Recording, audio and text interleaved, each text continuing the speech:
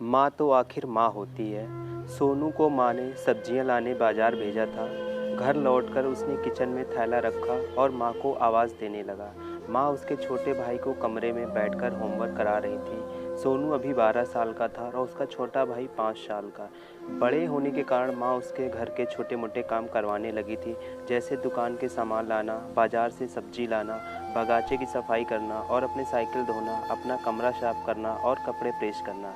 सोनू काम तो करता, लेकिन उसके मन में हमेशा रहता कि मुझसे इतना काम करना पड़ता है और इसके बदले में मुझे कुछ नहीं मिलता।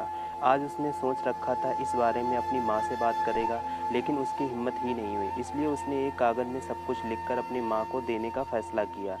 कुछ देर बाद वह कागज़ लेकर अपने कमरे में गया, जहाँ उसकी माँ बंटी को होमवर्क करवा रही थी। उसने चुपचाप कागज़ माँ के सामने बढ़ा दिया और माँ के कागज़ लेते ही कमरे से बाहर चला गया।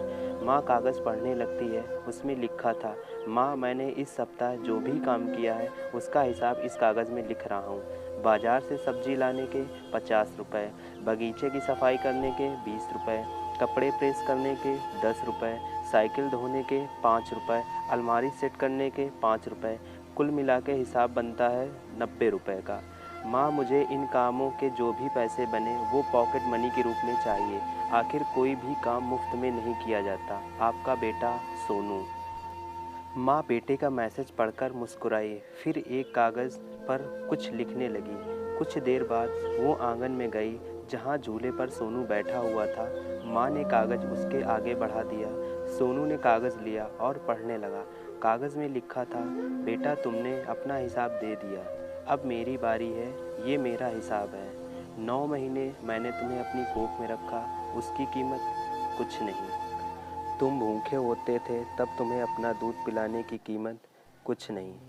तुम छोटे थे तब तुम्हारा ख्याल रखने की कीमत कुछ नहीं। तुम्हारे बीमार पड़ने पर रात रात भर जागकर तुम्हारी तीमारदारी करने की कीमत कुछ नहीं। इन सबसे बढ़कर तुम्हारे लिए मेरे प्यार की कीमत तो लगाई ही नहीं जा सकती, वो तो अनमोल है। ये पढ़कर सोनू की आंखों में आंसू बहने लगे। वो भागकर अपनी माँ के पास गया और उसने लिपट कर बोला, सॉरी मम्मी, मैंने कभी सोचा ही नहीं कि आप मेरे लिए क्या क्या किया है, कितनी तकलीफ़ें सही हैं। I love you mummy. उसने वो कागज़ लिया और उसमें लिख दिया, पेड इन फुल। दोस्तों, इस कहानी से हमें ये सीख मिलती है कि माँ की ममता अनमोल होती है, जिसका कोई भी मोल नहीं आंका जा सकता।